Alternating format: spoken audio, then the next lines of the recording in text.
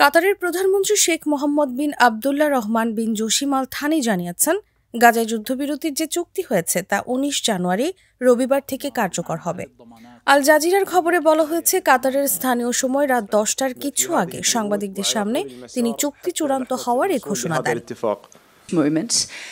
You, as you say, have been working on this deal for many. To you and to Steve Witkoff, who is also here. ওই ব্রিফিংয়ে চুক্তি কার্যকর হওয়ার এই সময়সীমা তিনি জানান।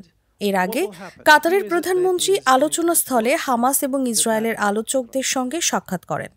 সাক্ষাৎ শেষে তিনি সাংবাদিকদের সামনে কথা বলেন।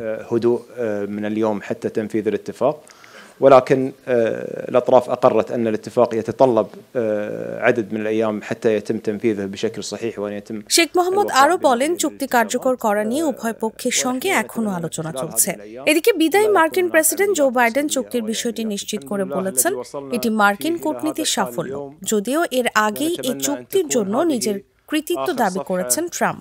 من أيام الحرب ونتمنى من كافة الأطراف الالتزام بتنفيذ كافة بنود هذا الاتفاق والالتزام بالاستمرار في هذه الإجراءات وفق ما نصت عليه هذه الاتفاقية. আমার একটা স্মার্ট সিদ্ধান্তে 25% গ্যাসের খরচ কমেছে। ভাবছেন কিভাবে?